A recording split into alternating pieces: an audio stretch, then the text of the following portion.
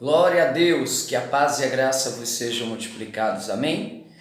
Nós vamos continuar nossa leitura do livro Uma Vida com Propósito.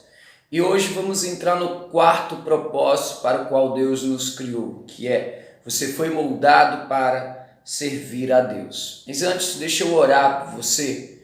Senhor Deus, capacita-nos com o Teu Espírito para compreender, entender, viver tudo aquilo que o Senhor tem preparado para as nossas vidas. Queremos desfrutar Tua grandeza, Tuas maravilhas, queremos ser sim capacitados para cumprir o Teu propósito em nossas vidas nessa terra, em nome de Jesus. Amém. Vamos lá então? Quarto propósito: você foi moldado para servir a Deus. Somos somente servidores de Deus. Cada um de nós faz o trabalho que o Senhor lhe deu para fazer. Eu plantei e Apolo regou a planta, mas foi Deus quem a fez crescer. 1 Coríntios 3, versos 5 e 6. Dia 29, aceitando sua missão. Foi o próprio Deus quem fez de nós o que somos e nos deu uma vida nova da parte de Cristo Jesus. E muitos séculos atrás, Ele planejou que gastássemos essa vida em auxiliar os outros. Efésios 2, verso 10. Eu te glorificarei na terra, pois concluí até o último detalhe o que me deste para fazer. João 17, verso 4. Primeiro tópico: você foi posto na terra para fazer uma contribuição. Você não foi criado apenas para consumir recursos, comer, respirar e ocupar espaço. Deus te projetou para que sua vida faça uma diferença. Apesar de muitos livros de sucesso informarem sobre como tirar o máximo da vida, não foi para isso que Deus o criou.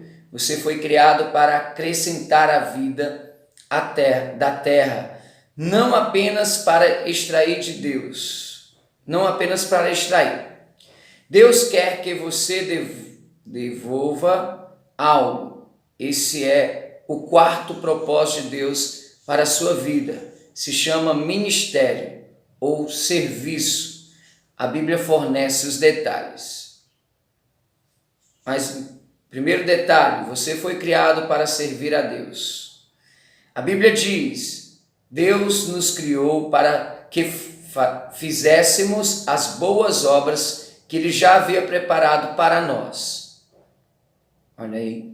Essas boas obras são o seu serviço. Sempre que você serve as pessoas de alguma forma, você está, na verdade, servindo a Deus e cumprindo um de seus propósitos. Nos dois próximos capítulos você verá como Deus cuidadosamente molda você para o seu propósito.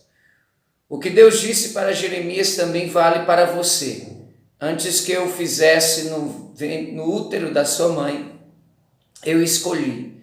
Antes que você nascesse, eu o separei para uma obra especial. Você foi posto neste planeta para uma missão especial. Segunda explicação da Bíblia: você foi salvo para servir a Deus. A Bíblia diz: foi Ele quem nos salvou e nos escolheu para o seu santo trabalho, não porque merecêssemos, mas porque esse era o seu plano muito antes do princípio do mundo, mostrar o seu amor e a sua bondade para conosco por meio de Cristo. Deus o redimiu para que você pudesse exercer sua santa vocação. Você não foi salvo pelo serviço, mas foi salvo para o serviço. No reino de Deus você tem um lugar, um propósito, um papel e uma função a cumprir. Isso dá à sua vida enorme importância e valor. Comprar sua salvação custou a Jesus a própria vida. A Bíblia nos recomenda: vocês foram comprados por alto preço. Portanto, glorifiquem a Deus com o seu próprio corpo. Não servimos a Deus por causa de culpa, medo ou mesmo obrigação, mas pela alegria e profunda gratidão pelo que Ele fez por nós. Nós lhe devemos a vida. Pela salvação, nosso passado foi perdoado. Nosso presente faz sentido e nosso futuro é seguro. À luz dessas incríveis vantagens, Paulo concluiu: por causa da grande misericórdia divina, peço que vocês se ofereçam completamente a Deus como sacrifício vivo, dedicado ao seu serviço. O apóstolo João ensinou que nossos préstimos amorosos às outras pessoas mostram que somos verdadeiramente salvos. Ele disse: sabemos que já passamos da morte para a vida porque amamos nossos irmãos. Se não tenho nenhum amor pelos outros, nenhum desejo de ajudar as pessoas e me preocupo somente com minhas necessidades, deveria questionar se Cristo está realmente na minha vida. Um coração salvo é um coração que deseja servir. Outro termo relativo a servir a Deus, que é mal compreendido pela maioria das pessoas, é a palavra ministério. Quando a maioria das pessoas escuta ministério, pensa em pastores, padres e sacerdotes profissionais, mas Deus diz que cada membro de sua família é um ministro. Na Bíblia as palavras servo e ministro são sinônimas, assim como serviço e ministério. Se você é cristão, é um ministro, e quando está servindo, está ministrando. Quando a sogra de Pedro, enferma, foi curada por Jesus, ela instantaneamente se levantou e começou a servi-lo, usando seu novo dom de saúde. É exatamente isso que devemos fazer. Somos curados para ajudar aos outros, somos abençoados para ser uma bênção, somos salvos para servir e não para ficar sentados esperando pelo céu. Você nunca se perguntou por que Deus não nos leva para o céu imediatamente após aceitarmos sua graça? Porque Ele nos deixa em um mundo decadente. Ele nos deixa aqui para cumprir seus propósitos. Uma vez que você esteja salvo, Deus pretende usá-lo para seus objetivos. Deus tem para você um ministério em sua igreja e uma missão no mundo. Terceira explicação: você é chamado para servir a Deus. Enquanto crescia, você deve ter pensado que ser chamado por Deus era algo que somente missionários, pastores, freiras e outros obreiros de tempo integral experimentavam, mas a Bíblia diz que todo cristão é chamado para servir. Seu chamado para ser salvo inclui o chamado para servir. Ambos são o mesmo chamado. Independentemente de seu emprego ou carreira, você é chamado para ser um cristão servindo em tempo integral. Um cristão não servo é um antítese. A Bíblia diz: Deus nos salvou e nos chamou para sermos o seu povo. Não foi por causa do que temos feito, mas porque este era o seu plano e por causa da sua graça. Pedro acrescenta: vocês foram escolhidos para falar sobre as excelentes qualidades de Deus que os chamou. Sempre que você faz uso das habilidades que Deus lhe concedeu para ajudar os outros, você está cumprindo o seu chamado. A Bíblia diz: vocês agora pertencem a Ele para ter uma vida útil no serviço de Deus. Quanto do seu tempo vem sendo utilizado a serviço de Deus? Em algumas igrejas na China, dão-se as boas-vindas a novos crentes dizendo: Jesus agora tem um novo par de olhos para ver, novos ouvidos para escutar, novas mãos com as quais ajudar e um novo coração para amar os outros. Uma razão pela qual você precisa estar vinculado a uma igreja é o cumprimento do seu chamado para servir a outros crentes de maneira prática.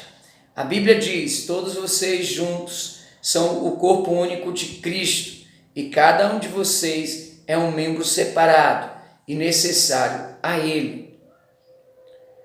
O serviço é desesperadamente necessário no corpo de Cristo. Basta perguntar em qualquer igreja local. Cada um de nós tem um papel a desempenhar e cada um deles é importante. Não existe serviço pequeno para Deus, tudo importa.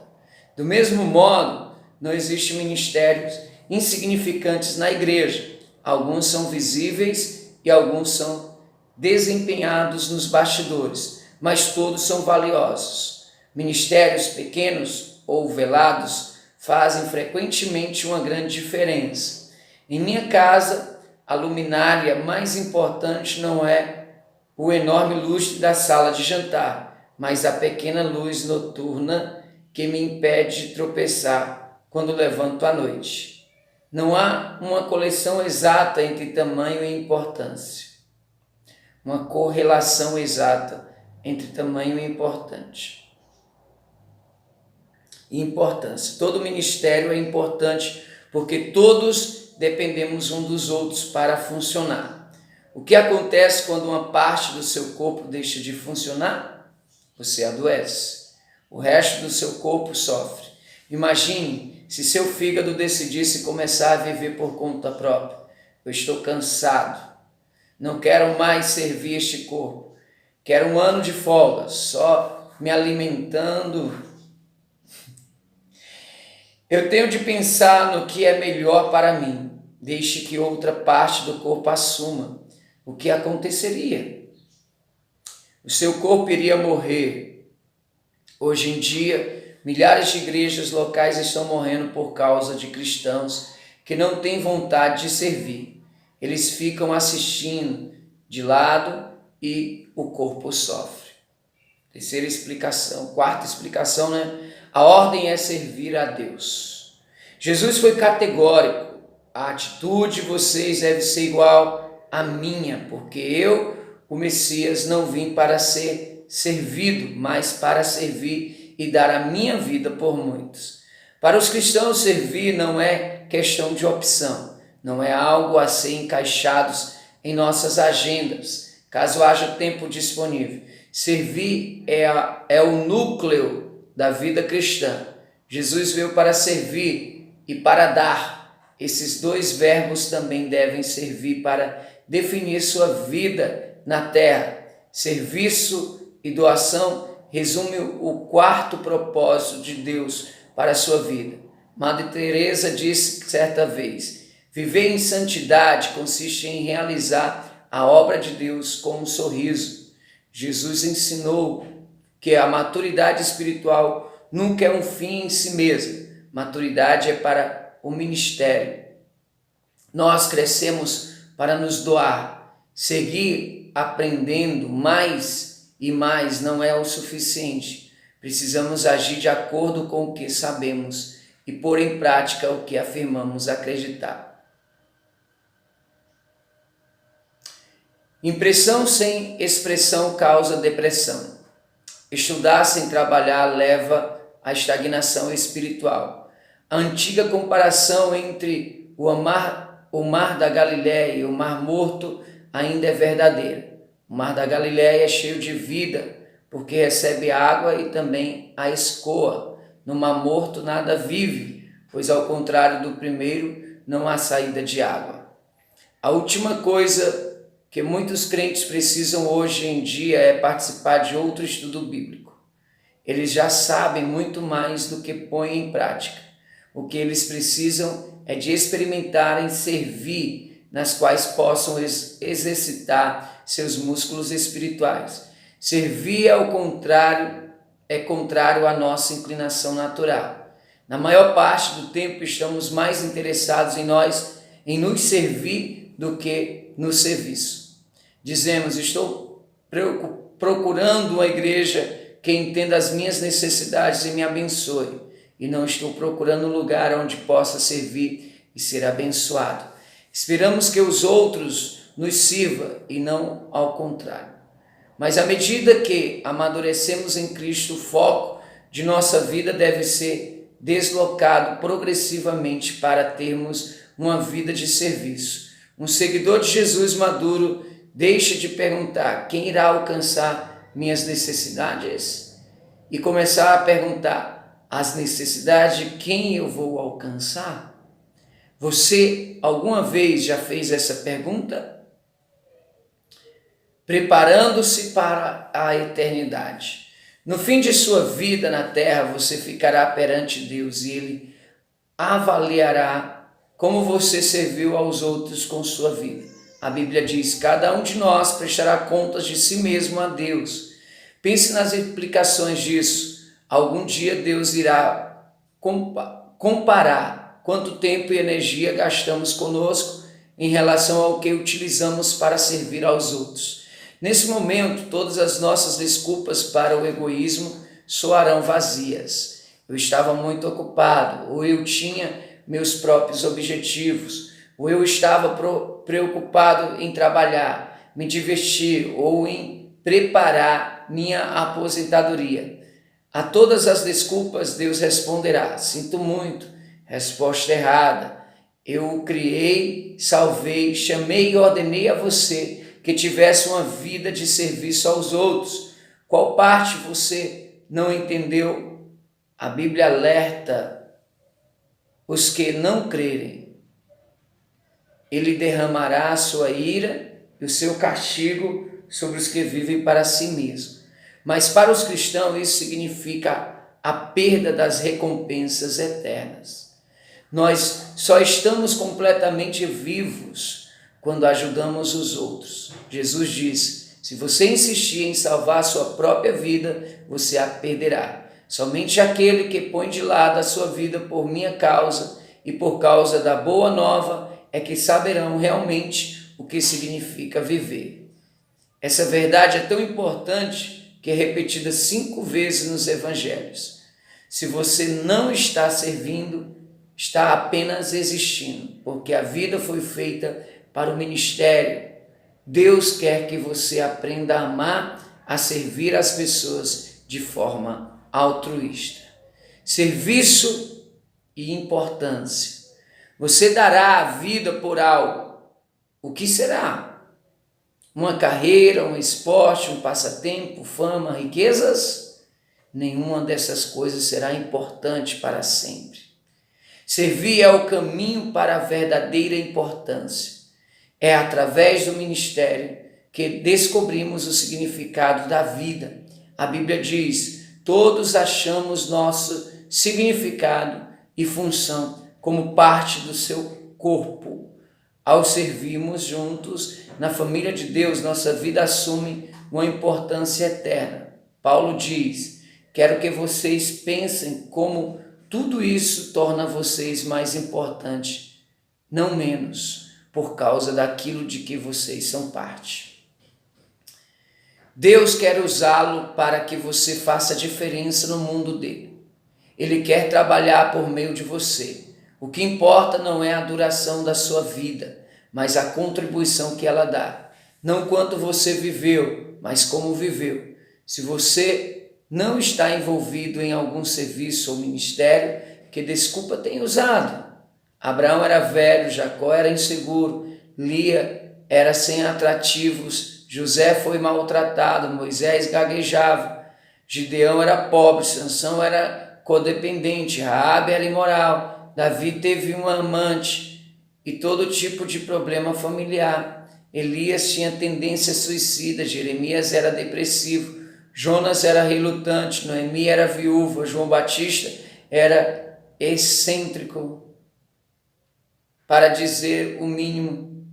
Pedro era impulsivo e temperamental, Marta preocupava-se demais, a mulher samaritana teve vários casamentos fracassados, Zaqueu era indesejado, Tomé tinha dúvidas, Paulo tinha saúde fraca, Timóteo era tímido. Aí está uma boa variedade de desajuste, mas Deus usou cada um deles a seu serviço. Ele também usará você, se deixar de dar desculpas. 29º dia, pensando sobre o meu propósito. Um tema para reflexão. Servir não é questão de opção. Um versículo para memorizar. Porque somos criação de Deus, realizada em Cristo Jesus para fazermos boas obras, as quais Deus preparou antes para nós as praticarmos. Efésios 2:10. Uma pergunta para meditar. O que está me impedindo de aceitar o chamado de Deus para servi-lo? Deus abençoe vocês.